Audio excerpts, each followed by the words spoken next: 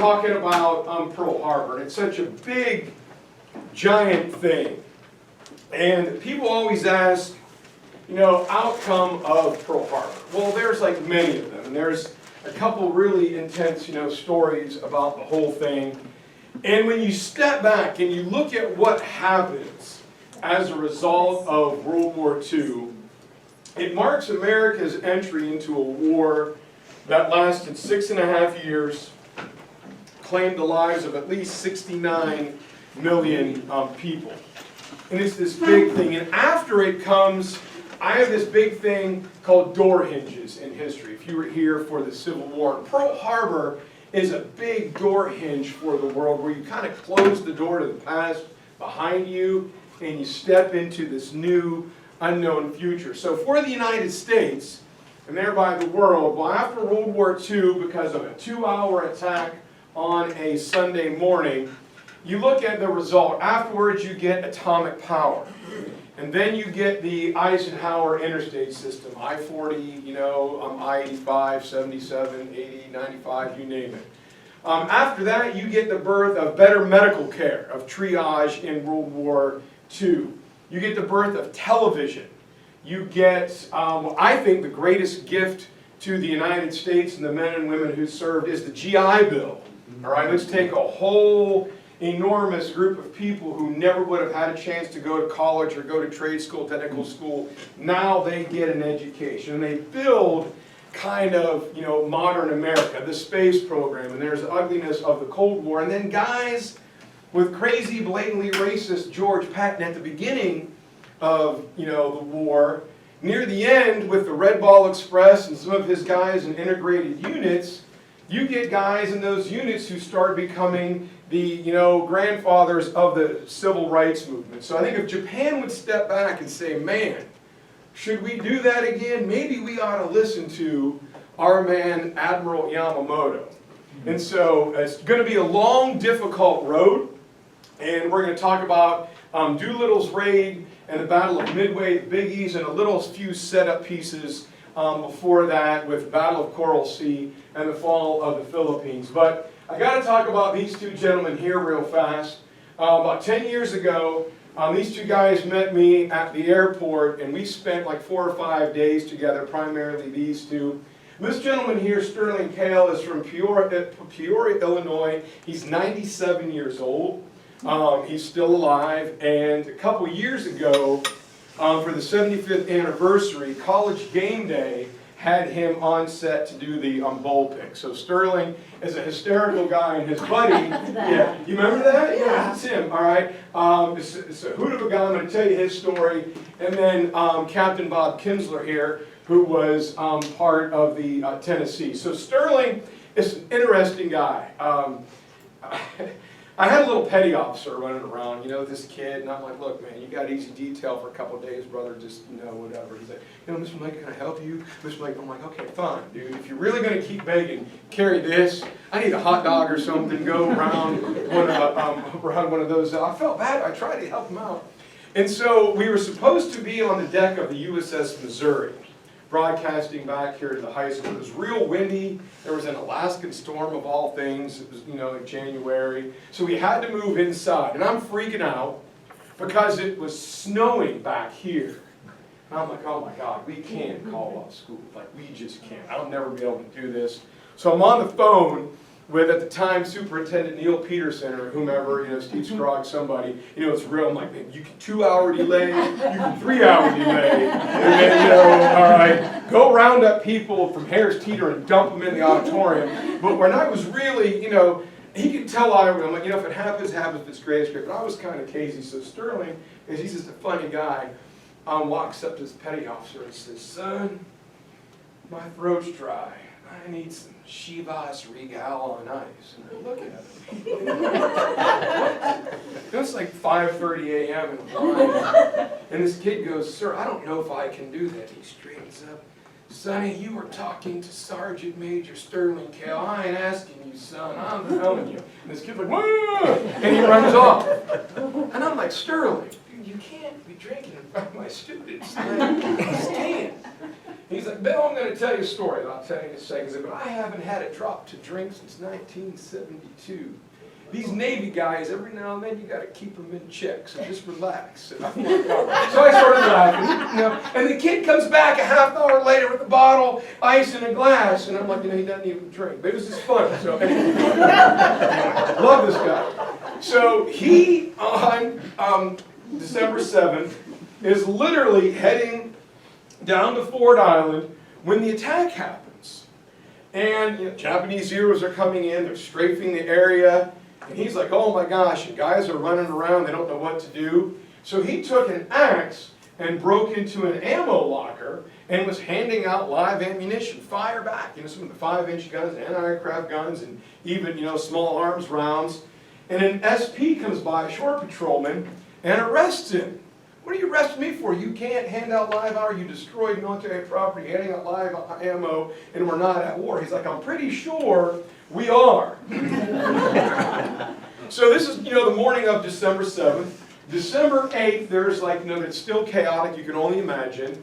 And he goes in front of a court-martial, military tribunal. I can't remember if it was like Husband Kimmel or someone else, and Patrick Bellinger. And they're like, you know, private, you know, how do you plead? Here you destroyed military property and live ammunition, not at war. What'd you do? Well, sir, I was going down and they were shooting at us, so I took a fire axe and I broke the locker and I handed out live ammo. So you willingly did this? Yeah. Knowingly we weren't at war. Well, sir, they were shooting at me and I thought we should shoot back. Admiral says, release, you know, Mr. Cale, you're one of the few guys who could think clear and knew what they were doing. Not only am I going to let you go, but I'm going to promote you and give you a pay raise. He said, awesome, it was great. So it's December 8th, he is released, and one of his jobs was he was a salvage diver. So he is down in the harbor looking at the sunken, scuttled West Virginia, the Tennessee, the Maryland, and he had a little, slate board and a grease pencil, and he's drawing on there, okay, this is where they are, this is where they're sitting, this is where we could put water pumps, this is where we could put the big giant, like hot air balloons and pump them full of air and, get these ships back into service as fast as we can. He's climbing out, he's putting his gear up on the dock. Some other, colonel sees him, son, what are you doing? What are you talking about? You can't make drawings of the ship. It's top secret. We can't let the fifth column know what we're doing. He's like, moron, I'm doing my job, all right? The faster we get these things up, the faster they're back in action. Who knows what's over the horizon? So he's arrested again for some time. Keep in mind, this is days after, like hours after the attack. There are still guys trapped. He's like, my God, are you kidding me? So he's arrested again. He's in front of the same admiral. Cale, what'd you do this time? Well, sir, I'm a salvage diver. This is what I did. A man here is all upset that I'm giving this away to the, Japanese fifth column. He's like, so what were you doing again? Well, from looking at the Tennessee and we put an airbag here and an airbag here, we could get that sucker up and get it out of the way so we could get in and work on the Oklahoma. My gosh, Cale. Release him, promotion, pay raise. Am I the only one around here who really knows what's happening? So it's now January. It's almost a month later. It's early 1942, and one of the jobs he had was a gas leak job. He had to go on to the Oklahoma, and he had served on the Oklahoma for a while. And if you asked him why he chose to be stationed in Pearl Harbor, he would say, I grew up in a cornfield, and I wanted to see the ocean. And somebody told me in Hawaii, they got girls who live in grass shacks and wear grass skirts, and I thought that would be awesome, so that's why I'm going to Hawaii. There's a kid from a cornfield who's now a salvage diver, and he was crawling around through the Oklahoma, and he had a couple buddies who were in one of the gun turrets. And since it was upside down, part of it was above the water line, so he takes off his gear, he's crawling around, and he opens the hatch. And one of the things they were not allowed to do was to talk about who is killed, wounded, or missing. The government was still highly censoring this because it's crazy embarrassing. And he goes into the gun turret, and he can't see anybody. There's no bodies. And he gets his light and he drops down and he's looking around and he tripped and he fell and his light knocked over this pile of dust. And he's like, what the heck? And he picks up his light and he found, this is pretty ghastly, he found 6 piles of dust about 18 inches to 2 feet tall. And as he got out his knife and dug around, he found a couple sets of dog tags. So it was so hot inside the gun turret, all that steel and heat, his buddies were cremated. So he's upset, and he collects their dog tags, and he puts them in his little basket, and he's crawling out of the water again, and he throws the dog tag. What are you doing? You're not allowed. And he's like, I'm turning them in. I knew these guys. They were my friends. Their families deserve to know. So he's arrested for the 3rd time. It really is. To hear him tell it, he still laughs. He's like, man, it was the funniest thing. And I'm like, I was hopping mad. So he goes in, the admiral's like, Cale, are you here again? What is your objective? And he said, well, I thought it'd be a little funny. And he goes, my goal is to be fleet admiral by the end of the year. So, enough of you, son. What'd you do this time? He said, I collected these dog tags. And I said, you know what, Cale? We're just going to call this one. You're done. You're out. So Sterling will serve throughout World War II. He will fight through Korea and Vietnam. And he had met a young Hawaiian lady. They'd become engaged. But he said he didn't want to marry her because he did not want to make her a widow. If anything happened to him, she should easily pick up and move on, but his GI life insurance and things went to her. 1972, he is in charge of, or one of the guys in charge of embassy security in Saigon, right at the end of the Vietnam War, and he gets to go home. And they pick up a good, tailwind, and he gets home several hours earlier than expected, and it was a Friday. And he lands, and he said, I got out and I looked at, Pearl Harbor. In 1962, the memorial was laid, and he said, everyone expected me to re-up, and I put my sea bag on my shoulder, and he just walked. And he walked to the little Catholic church. He walks in, hey, Father Sterling, what are you doing? You're not due back for a while, Here I am. Got a question for you, Father. Do you have any open dates for, like weddings? He's like, well, it's coming up to the holiday season. I got tomorrow is the last time I got until February. He's like, great, I'd like to book the church. What for? A wedding. Who's getting married? I am.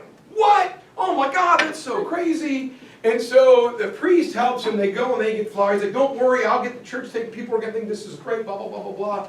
And so they get some flowers and they talk to a baker. And he walks home and surprises his fiance. She's like, oh my God, Sterling, this is so great. What's happening? He's like, dear, let's go out to eat, What? No, you just got home. No, let's go out to eat. I want to buy you a dress. What for? Well, just because. Why not? And she's, all these, beautiful floral, pink and red and blue and green dresses. He's like, no, I think we should get a white one. White? What for? Dear, please, let's do it. Then he tells her, he doesn't tell her. They go home. Next morning they get up, they drive to the church, and she's just over the moon. This is in December of 1972. He served, how many years did he serve? He said, little over 32, 33 years in the service. And he made her a promise, his wedding vow, and this is really cool. His wedding vow was, because I spent so much time away from you, dear, I promise never to leave your side again. This is December of 1972.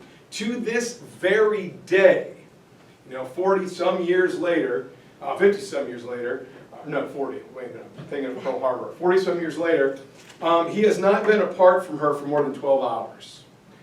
So he's traveled to Annapolis, West Point, Sandhurst, San Diego, San Francisco, and his deal is, I'll come and I'll speak, but my wife has to come as well. They've both been in the hospital, and they're like, you know what, you can stay right. So it's just a great little Pearl Harbor story. Well, it's just a good story. So anyway, all right, we have to roll on. The other thing, talk about Japan. Japan is intense, and they take all this very, very seriously. And remember, I think 1974 is when the last Japanese soldier surrendered.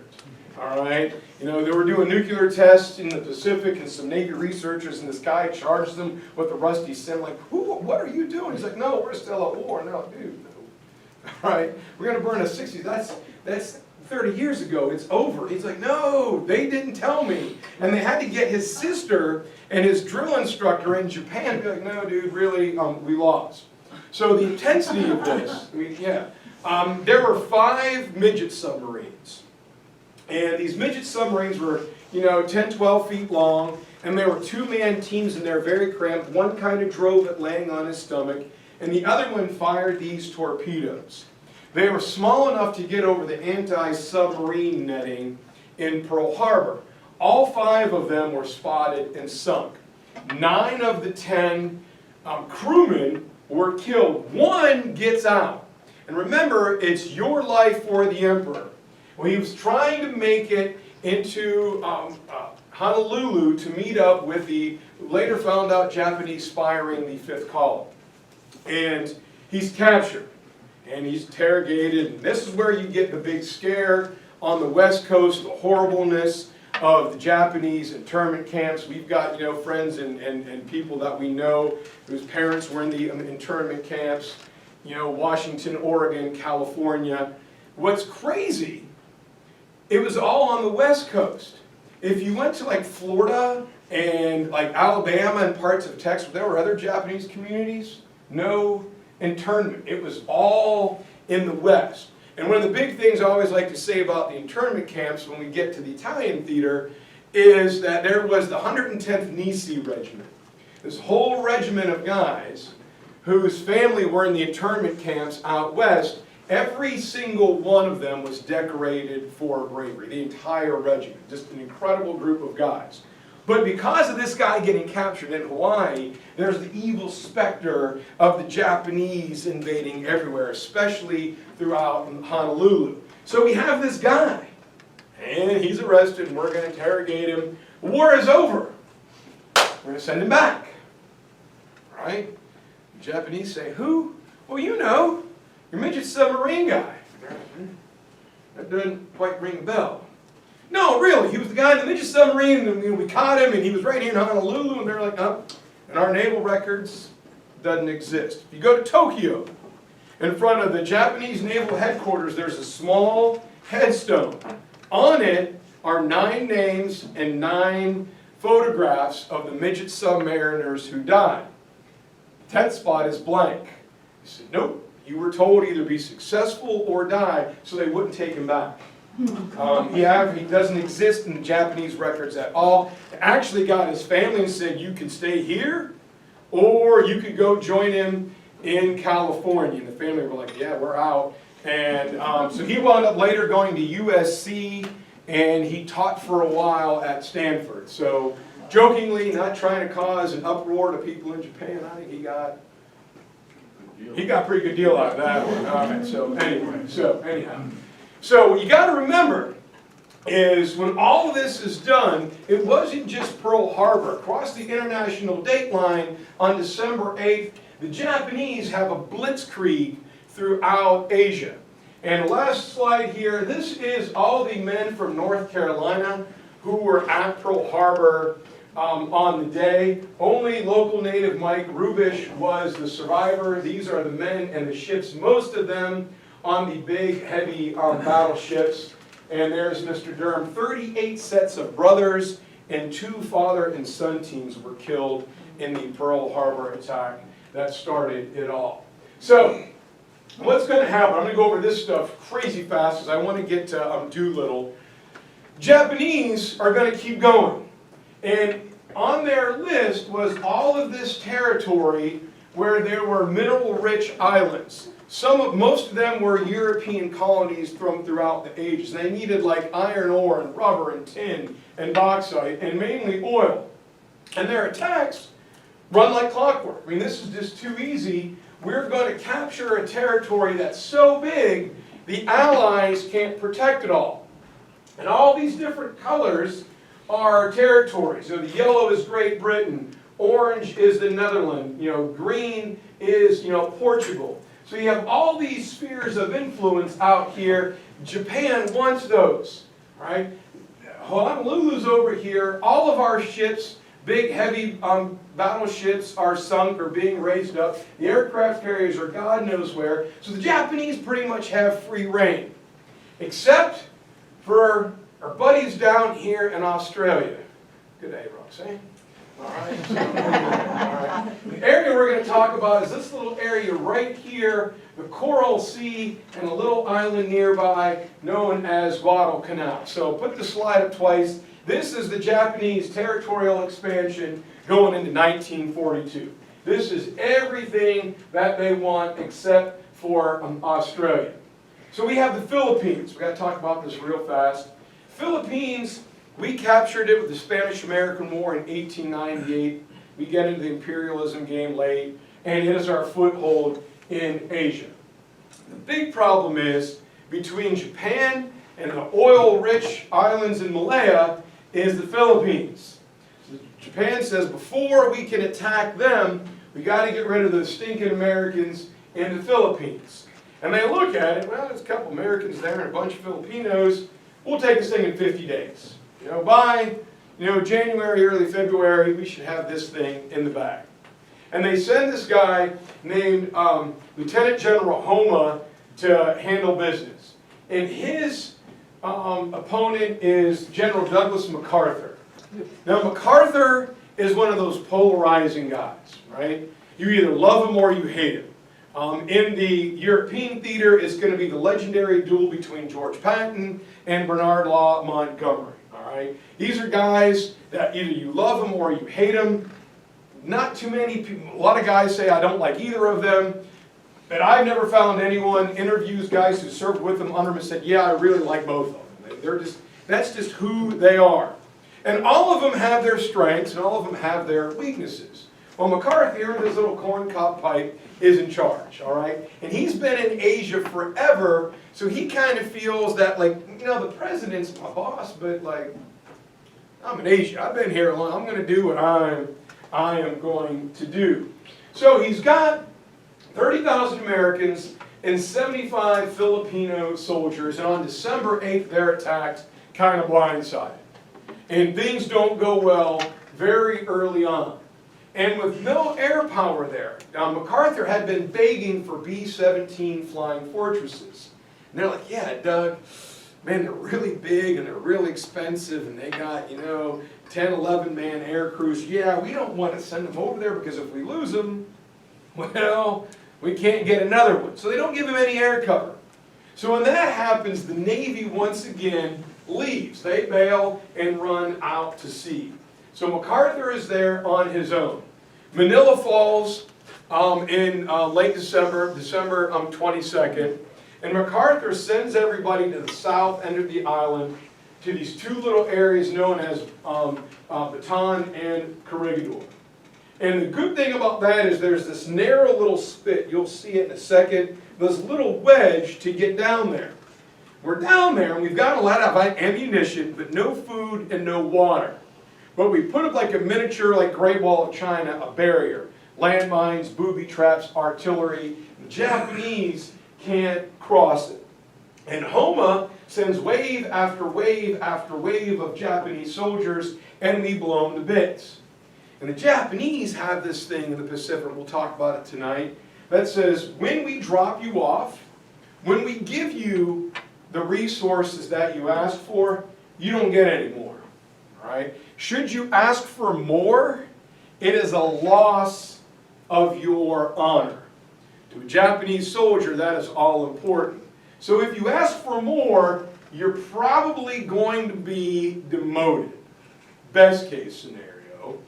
You may actually have to commit seppuku, right? Unless you win in really big, dramatic fashion.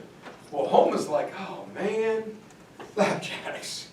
So he is forced to do the unthinkable, and he asks for help.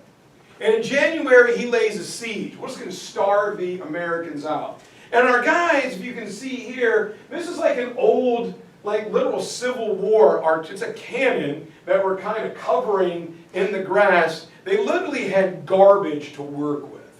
And if you think, I know we got the colonel in here tonight, Marine ethos is kind of like being a Chapel Hill High School teacher. We get new computers when like Broughton and Wake County schools are done with them. All right? They go fish them out of a dumpster. They're like, here guys, here's some. We're like, oh man, look at this. All right, all right. So for a Marine in the Philippines, hey guys, look, here's a Spencer rifle from the Civil War. Whoa, man, look, we got like brand new stuff. The Army's got those M1s, whatever, whips, all right. Grandpa used this in World War I. Look, it's still rusted solid. All right, all right. But that kind of is what makes Marines Marines. We can take it, we can handle it, we can deal with it. But this is tough, and there's some Marines here. There's some Army soldiers here, and they're using this antiquated crap to fight off a modern, powerful industrial army. So this is the guy MacArthur is going to leave behind. He's not a real thick guy, but I want you to look at his neck right here. It's Lieutenant General Jonathan Wainwright. And in January, President Roosevelt says, MacArthur, you got to get out of there. He's like, no, I'm going to stay with my man. I'm Doug MacArthur. I got my corncob pipe. Toot him like Popeye. I'm going to eat some spinach. I'm going to handle this. And by March, the president's like, I'm not asking you, I'm ordering you out. So MacArthur gets in a torpedo boat, and I will return, and he heads down to Australia, and he promises he's going to get back to the Philippines. Wainwright just fires. One thing we had was we have a lot of ammo. So it may be old, but it'll explode, so shoot it. And he holds the Japanese at bay just by force of firepower. But we're running out of food. Guys at the end were taking apart cigars and eating the leaf wrapper and filling it with like shaving cream like a hot dog, just to have something in their stomachs. Dysentery breaks out, it's already hot and humid, and there's just not much more they can do. And here it is, here's that little spit of land that they were defending. Here's the little miniature Great Wall of China with the Japanese just on the other side. And down here is a little thing called Mount Natib. And the side and rear face of it were like sheer cliffs. And we put all of our defenses up front, figuring, well, nobody can climb up those. Well, in World War II, we get like the famous, 10th Mountain Division training in West Virginia and in the Rocky Mountains, or in the Polar Seals, to learn how to fight in mountainous cold conditions. Well, the Japanese islands are full of mountains. Hey, we got any guys who like climb? Yeah, well, you guys come with me. And they free climb around the side, dragging ropes and pitons, and at night, they scale these cliffs, run nets and ropes, and in the morning, some of the soldiers wake up, and, oh man, how'd they get around behind us? So they got to retreat even further. By March 6th, Japanese are like, look man, you guys have done everything you can. You got to surrender. It's honorable surrender. But Wainwright knows Japanese don't respect surrender. So a lot of guys began the surrendering, being negotiated by Admiral Ernest J. King. Wainwright and a couple guys like swim to another island. They're captured a couple days later, and they're forced to undergo the famous Bataan Dev March, where guys are marched 55 to 60 miles nonstop through the jungle. If you fell down, if you were sick, you were shot or bayoneted on the way. Wainwright will serve the entire war as a prisoner of war. And when he gets out, you can see his neck here. This is the guy that I told you a few minutes ago. He loses 90 to 95 pounds. Right? If I did that, I would be thin again. All right? But you got to think, I mean, this is the tremendous fortitude, like Louis Zamperini, to hold out for that long. And on the 7 pens that were used to sign the surrender on board the USS Missouri, MacArthur gives his buddy Wainwright one for his time as a POW. Now, 12,000, between Philippine and American soldiers will die on the Death March. And at the end of the war, MacArthur said, as he had to preside over the war crimes trials, that enemy combatants, he tried to recuse himself. And this is big ego Doug MacArthur. No, I shouldn't have to rule on an opponent. They're like, Doug, we're going to execute him anyway. So just, so anyway, Homa is executed for war crimes. So here's the Japanese Empire as it stands.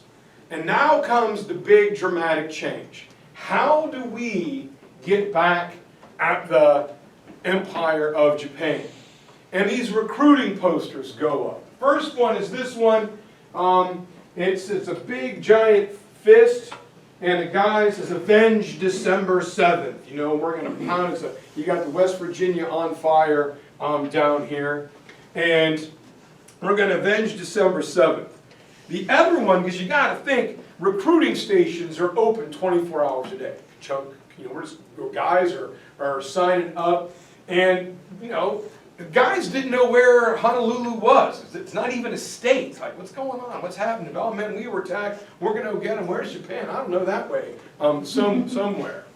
And the recruiting posters, the crazy racist one you couldn't show anymore, was it said, if you want to slap a Jap, become a Marine. It was a big giant hand like the American flag and a small like cowering Japanese soldier. It was turned into the one right over here where it says, smack them down, I'm U.S. Marines, let's go get them. And while Hitler had declared war on us, we're like, well, he didn't attack us, it was the Japanese, so American focus is on Japan. And we're still very fragile as the battleships are still at the bottom of Pearl Harbor. So, next up very quickly is the Battle of Coral Sea, just off the Australian coast. And it's going to change naval warfare forever. The Japanese master plan of attack is called Operation Rainbow, getting all of that territory in Asia. But it's going to be fatally wounded at Coral Sea because the Japanese want to catch all this territory, but the big aircraft carriers, the Enterprise and the Hornet and the Yorktown, aren't there. So what are you going to do? So now, people are, let's go get them, Bull Halsey, the Japanese language will only be spoken in hell. Let's go get them. We got our aircraft carriers, let's attack. And this is the thought of Admiral Husband Kimmel, and he's getting ready to unleash his attack, and then, boy, we were attacked in Pearl Harbor, we weren't ready, and Admiral Kimmel, somebody's got to pay the price, and you, my man, are fired. All right, you were in charge, your head's on the block, you're gone. And in turn is going to be put one of Douglas MacArthur's rivals besides the Japanese, Admiral Chester Nimitz, who is a naval Jedi. And Nimitz is told, you got to keep the line of communication open between Oahu and Australia. So you got to do something about the Japanese fleet. And he says, you can use Australians, the British and the French have released their men. If you need to use them, take them, get them, and let's do this. Nimitz is like, okay. And so here's Kimmel, here is Nimitz, and they go into the Battle of Coral Sea, and all these blue and red arrows. The two navies chased it and hunted each other around in a circle in Coral Sea, never came within 50 miles of each other. This is a naval battle, right? It's ship to ship. So you can't fight each other from 50 miles away, but it goes back to Billy Mitchell. The power is now in the air. And so there's this almost comedy. I'll tell you real fast, this is the Yorktown that's going to have a bad day in a second. In bad weather, Japanese can't find us, we can't find them. So the Japanese are running out of fuel, and they run across some American planes, and they're like, oh crap, what do we do? Oh look, there's one of our aircraft carriers. It was the Yorktown. So these Japanese planes are going to land on the Yorktown. Like, let them land, capture them. Well, the guys are like, oh, Zeros, shoot them. So we start shooting at them, and Zeros, bug off. And that's pretty much sums up the Battle of Coral Sea. It's a little bit, more dramatic than that. We sink a couple Japanese ships. They sink a couple of ours. They sink the small aircraft carrier, the Lexington, and they badly damaged the Yorktown, which is going to come into play in a few minutes. And they thought that they sunk it. Because of the non-victory at Pearl Harbor, when the three aircraft carriers weren't sunk, and the attack at Coral Sea, the Japanese timetable Operation Rainbow is thrown off. They're not really ready for the upcoming Battle of Midway. They're starting to get jumpy. They're starting to feel the pressure. So, if you look at it, it's more of a draw. The Japanese sink more ships of ours than we do theirs, so you would say, okay, number-wise it was a Japanese victory, but it's the stalemate. Strategically, it goes to the United States. For the very first time, the Japanese are checked. In an attack, in an advance, it's like when Hitler loses the Battle of Britain, or Rommel at El Alamein, like we were riding high, and when you lose, you're kind of like, well, you know, how do you get your mojo back? How do you start going again? And so the West or East Indies and Australia are going to be safe from attack right now. But the big thing is how to get at Japan. We're Americans, right? And this is what you want to come at us, you know? The Germans in Bella Woods say it in 1917, God, these Americans come to war as babes, but man, they learn awfully fast. So, we got to get revenge. We don't take this from anybody, all right? Those knuckleheads in Europe made fun of us after World War I, so man, let's just let the Japanese have it. Big question is how? Man, it's way on the other side of the Pacific Ocean. Here's Pearl Harbor, and there's Japan. How do we get over there? And all this inside the red line is a Japanese sphere of influence. We got to go get them. But man, how? So they bring in this guy, all right, Lieutenant Colonel Jimmy Doolittle, a barnstorming pilot after World War I, an American legend. People start, well, let's send the Navy over there and let's go get them. Well, we can't. Because if we lose our Navy on that side of the Pacific, the entire West Coast is wide open. And that Japanese fifth column was running around. That's why we got everybody locked in the internment camps. Well, let's bomb them with the Navy plane. Well, farthest range they got is 600 miles. So that means we got to get within 300 miles to launch the plane, sit there and wait while it runs its attack run and makes it back. Then we got to skin out and head back to the West Coast. Can't do that. What about some Army planes? Well, might be nice, except we no longer have the Philippines, and China's a mess. So what are we going to do? Somebody get Doolittle. All right. So they get Lieutenant Colonel Jimmy Doolittle, and what is about to happen is one of the most hardcore brave things that you're ever going to hear about. Doolittle looks at the range of every plane, Army, Navy, that the Americans have. He's like, big one's too expensive, can't do that. Little one's too small. What about a medium bomber? There was this early thing, a plane known as the B-25. It'll eventually be known as the B26 Mitchell medium-range bomber. We're going to name the plane after Billy Mitchell, even though we court-martialed him and drummed him out of the Army. We're going to make it up to him by naming a medium-range bomber after him. All right, thanks, guys. All right, awesome. And Doolittle picks an early model of it. He gets a master mechanic, air mechanic, and he's like, okay, what can we do without? What do you mean, sir? Well, you know, the engine, propeller, gas tank, but what else can we do without? Anything that's non-essential, even some of the defensive machine guns, every nut, every screw, every bolt, get rid of this, get rid of that, get rid of this, get rid of that. They're lightning low. He's like, okay, it's still stable? Yeah, great. Well, let me take it for a little test run. He flies it around. This is awesome. He sends out a call across the Army Air Force. I need volunteers for a mission to strike Japan. The guy's like, strike Japan? I'll strike Japan. I'll show them. All right, and what's some of this? Here we go. And all these guys sign up. They're given a very rigorous physical and psychological exam. And Doolittle just kind of quietly would offhand say, okay, if this mission would cost you your life, would you still go? Yes, sir, I think so. Well, why? Well, because, you know, I'm going to get him, and if we make it, we'll be heroes, and I just really want to crush him, stinking Japanese. And he's like, all right, thank you. Right, you can go to the left. And the guy said, well, I'm not really trying to die, sir, but if the sacrifice of my life will help the war effort in the country, then I guess it's a worthy sacrifice, and yeah, even if it's a suicide mission, I'll do it. Oh, okay. You, sir, step to the right.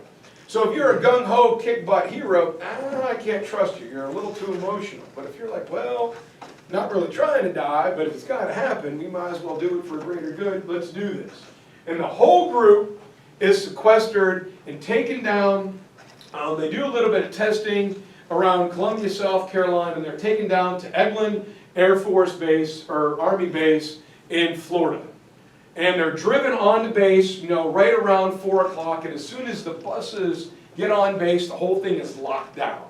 Military police, local police. So if you were leaving base and you were supposed to leave and go home at 4 o'clock and you didn't get off, you weren't getting off.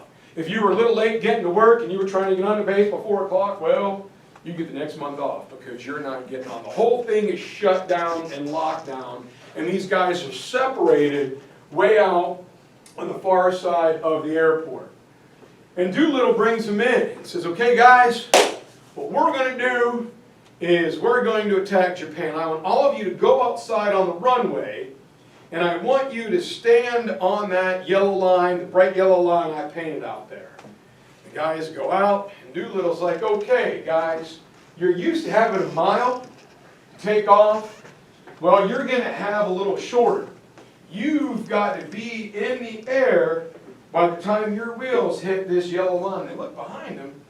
Well, we got like 900 yards. Like, that ain't hard. He's like, no. You're not taking off that direction. You're taking off in this. What, sir, there's no way we can get a plane in the air. He's like, well, yeah, you can. Those of you who can do it can come. The rest of you are going to stay here. So he starts to train his guys in 1/10 of the space. And they're like, man, we can't do it. We can't do it. We can't do it. He's like, oh, come on, guys, think. Problem solve. What would you do? How would you do it? It won't work, man. It won't work. Finally, he's like, come here. You, Australian, you're with me. You're my co-pilot. Get in here. I'm just kidding, Roxanne. I mean, you gotta have a little, this is what my guy in England hates, from having a little bit of fun, all right? All right, co-pilot 9, we're going to stand. Anybody ever land or take off outside of Jackson Hole, Wyoming? Yeah. All right. Yeah. So you know you got to straw, right? Well, they call that the Doolittle, because to take off, you got your feet on the brakes. He's like, okay, we're going to stand, bring your seat way up and stand on them, and slowly he starts pushing the throttle forward. A little bit more, a little bit more, a little bit more. All of a sudden, it's pegged out, it's on the fire while the tachometer is going up the plane. It's like bucking and jerking. He says, when I say go, pull your feet off the brakes and pull back on the yoke. And the guys that saw it, and I don't know, you know, the colonel's a pilot, he'll know better than I, but they said, like, in their mind, the plane like kind of condensed like a slinky, so much torque was built up. Then it sprang and it shot out, and Doolittle and his co-pilot, that's you, Roxanne, pull up and boom, they get off over the yellow line. The guy's like, what? Doolittle's like the most amazing, oh my God, how did he do that? He lands, turns around, does it again, says, this is how you do it. Now go and get it done. And they're like, oh my God, that is just phenomenal. And so that's the old Jackson Hole landing and take. You got to get full, because you got to get out of the valley, because the mountains are a little bit too close. So yeah, you know, anyway. So 16 air crews are going to make it. Everyone else is locked on base, and because everyone is terrified of the Japanese Fifth Column Intelligence Network, they're going to take 3 different routes. And you know, a couple of planes, 5 of the planes go all the way up to Chicago, turn left and land in Sacramento. Another third go up to St. Louis, head west. The last group of Doolittle flies over the Gulf, Texas, New Mexico, Arizona, and they land in Sacramento. And they land, and as soon as the pilots get off their planes, they're taken and shunted by bus into a railroad car, and they're locked away. And the planes are taken and hoisted aboard the USS Hornet. And all the sailors are off the aircraft carrier, and a bunch of Hollywood theater set designers come in with plywood and canvas and tarp, and they put the planes on the aircraft carrier, then they cover it with the plywood and the tarp, and they paint it to look like a runway. So I had to go hunting in the attic for my son's aircraft carrier here. And so they got the planes on the deck and a dummy runway above it. So if you saw it from the air from a distance, it would look like the aircraft carrier is sitting out there with a dummy canvas and plywood deck above it. Once that is done, all of the pilots are taken from the railroad car, they're ran onto the Hornet, and they're locked in the officers' quarters. Then the sailors come aboard, the aircraft carrier was readied, the ropes are cast off, and away they go out slipping down the river to San Francisco Bay. And all this is done in the middle of the night, so nobody knows what's going on. By dawn the next morning, they're going underneath the Golden Gate Bridge and they are out into the Pacific. Once that happens, the captain calls everybody out onto the deck and he gives everybody a folder. We are chosen to be America's first strike at the Empire of Japan. And God's like, yeah! Well, what's our target? Tokyo. What? like what? Yeah, we're going to go get Tokyo by ourselves. He's like, no, no, no, no, no. The tarp was lifted off, and they just threw it overboard in the plywood, and I couldn't find my B26, 26, so I got to use a little Dakota here. So the aircraft carrier is made for like a sports car. Little fighter plane, all right, Wildcat here. It sits on a little elevator, it goes below decks, it pops back up, and this thing is like, a drag racer, all right? The most dangerous thing, the hardest thing in the world is taking a plane off of an aircraft carrier. Now, as big as they are, you're thinking of the Pacific Ocean, so it's still going up and down in the swells and kind of rocking and rolling. So you got to get off the deck very quickly. And Navy planes have a thing known as a tail hook. There's a series of cables, so as they come landing under full power, they grab one of those arresting cables and they're pulled back. And the guys are like, well, sir, we don't have any planes that can go that far. Well, we don't, but the Army does. Wait a minute, what? You can't have Army planes on board a Navy ship. Matter of fact, we hate them. We're just getting ready to play a daggone football game, in Philadelphia about this crap. And they're like, well, guys, focus on the enemy. Focus on Japan. How is an Army plane going to take off of an aircraft carrier? Well, here is Jimmy Doolittle. And Doolittle's like, hi, Navy guys, this is what we're going to do. And his men are like, what? Whoa, wait a minute. You said we'd have 1/10 of the space to the runway back at Eglin. Well, yeah, it's the same space that the Navy aircraft got. Trust me, I measured it. Well, yeah, but we've never done this before. Well, it's kind of the same thing, just gotta go with it. And then they just find out that they got other problems. As they put the bigger planes on the deck, they won't fit in the elevator. So they got to stack them all over the deck. Matter of fact, one is chained just above the fantail, half sitting over the ocean. All right? Which means the first plane doesn't have all of that runway space because there's not enough room. They got to get a few planes in the air before they can shift them around and clear the whole runway. So the first guy has even less space. Oh, man. This just keeps getting better and better. Well, you said if it was, greater good. Yeah, I got this, all right. Good. But you never told me I was taking off of a boat in the middle of the ocean. Well, it's an aircraft carrier. And since you're Army, we're going to let that one go. But get ready. Here we go.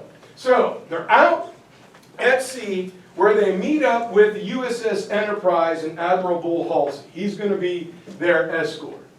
And the flight crews are like, well, wait a minute, sir. I get this whole takeoff thing, but we don't have tail hooks. Where are we going to land? Well, we're working on that. We're going to land in Russia. Oh, those dirty, stinking commies.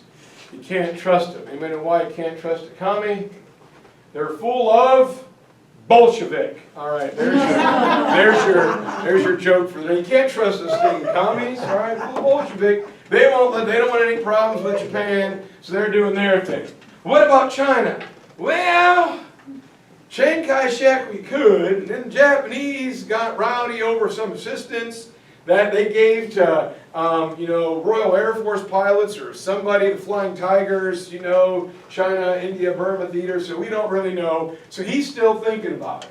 So where are we going to land? Well, the diplomats are working on that. Don't you worry about landing, all right? That'll be handled. You just get your plane up into the air. No. So we're going to take off an Army plane off an aircraft carrier, which no one, not even you, Colonel Doolittle, has ever done before, and we're going to land somewhere. And the diplomats got this. Perfect. This is milk room. This isn't even going to be hard. All right. So, when Doolittle goes to sea, he's like, God, I hope nobody asks me where we're going to land, because I really don't know. So, things couldn't get any worse. They're 2 days away from their projected takeoff. What the idea is to get the planes close enough, let them take off, and the aircraft carrier was going to pivot 180 degrees and set sail and get the hell out of there. But the Japanese, to this day, have like the largest commercial fishing fleet in the world. It's everywhere. So I send out scouting planes, and we'll give all of our fishing vessels a powerful radio antenna, and if you guys see something, radio, and each ship was numbered. Well, the Nito Maru, ship number 23, spots the Armada 650 miles from Japan, a couple hundred miles farther out than we needed to be. And we intercept the radio communication American invasion force. So Doolittle is forced to make a decision. Do we scrub the attack? They now know we're coming. Do we continue with it? What do we do? And he's talking to Bull Halsey, and he says, well, you know what? The cat's out of the bag. We might as well launch. Well, can you make it? To Japan? Yeah. What about China? Well, probably. All right, you sure? Well, no, but, don't tell the guys that. He decides that they're, that they're going to do it. But he goes over the planes and he says, okay, they left 3 machine guns into the defense. He's like, take those out, take the ammunition out, take the navigator's seat out. Well, what for? Well, you're going to need room. We're going to lighten the load. And they loaded the aircraft, believe this or not, with 5-gallon cold jerry cans of gasoline in a funnel. So as we're in flight, we're going to give you as much extra gas as we can. And while you're flying, because nothing can go wrong in an aluminum tube with gas, aviation fuel in there, you're going to use the cans, and then you're going to chuck them out the window, and that'll give you more gas and it'll lighten the load.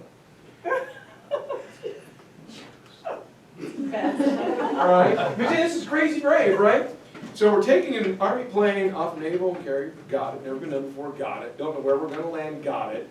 Can't defend ourselves against the Japanese because we're taking off 2 days earlier, and we're going to refuel in flight, just dumping gas cans in, like static electricity, lightning bolt, Bob forgets you can't smoke, does everybody know?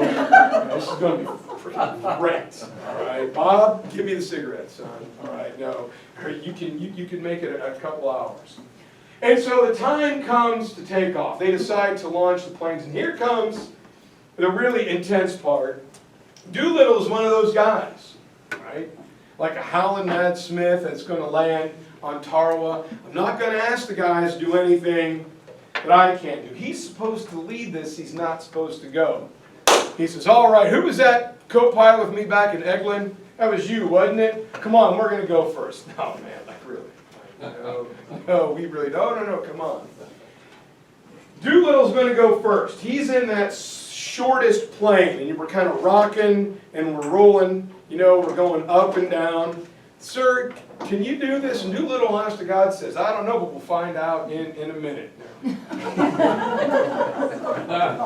And so, brave guy, smart guy, he says, look, we're going to make it. So what we're going to do, we're going to time it. We're going to, rev the engine. And when the plane is down in the trough of a wave going downhill, we're going to take off, looking right into the vastness of the Pacific.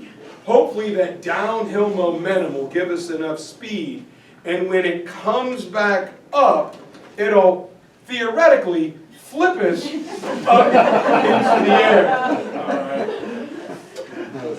All right. And so Doolittle does, and the carrier goes down, and he takes off, and it comes up, and he drops a little bit, gets above the waves, he takes off, and he makes it. He's like, okay guys, you can see that it's done, it's just like we're back in Florida, go for it. Well, the second plane, whether he was nervous or couldn't time it or, you know, didn't get what Doolittle was doing, takes off opposite. The carrier is going up, and he gets to the end, and literally the carrier like drops from underneath him.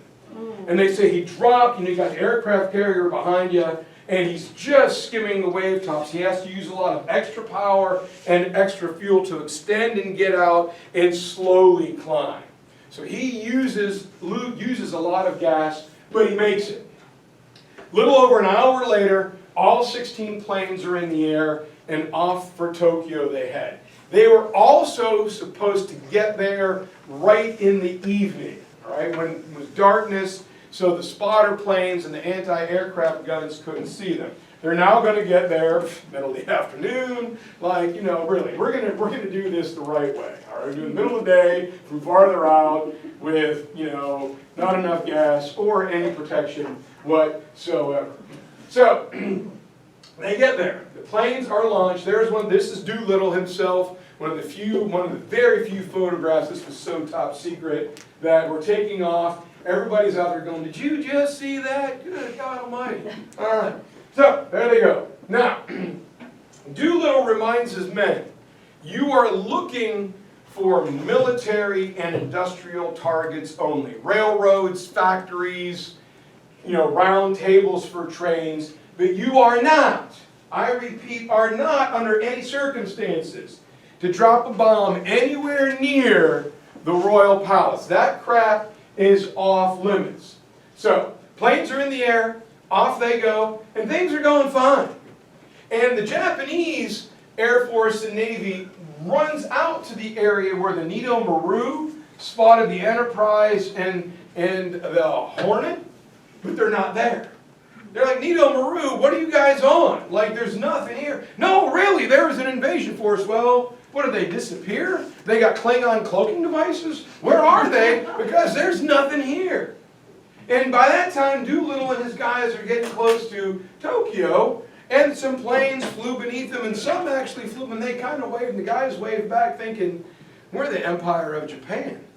The Emperor had said, we are divinely protected. I mean, he sunk Kublai Khan's fleets, he protected our Pearl Harbor fleet. No one can get to the sacred islands, so they just must be dummy planes that they're, you know, testing out.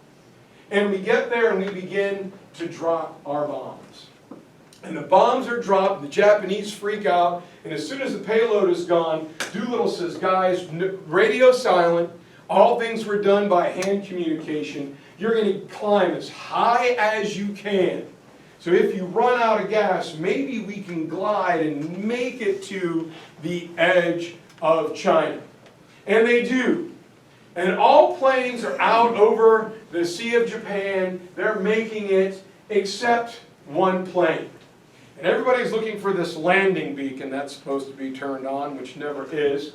And the second guy, the guy that almost crashed on takeoff, he panics and he turns and he lands at the aerodrome in Vladivostok on the Soviet Union. Immediately upon landing, he and his crewmen are arrested and the plane is confiscated. The Russians will look at it, take it apart, put it back together and study it. Our guys are eventually released, but we never do get our plane back. So anyway, everybody else, the 15 other planes make it. They just barely get into China. They were hoping to fly deep to the interior and then parachute or crash land, get away from the Japanese occupied zone so there would be no reprisals on the Chinese citizens. Look, Chiang Kai-shek originally said we could do it, so boys, we are going to do it. Well, they get there, and the other planes, 7 decide, okay, well, this is what we're going to do.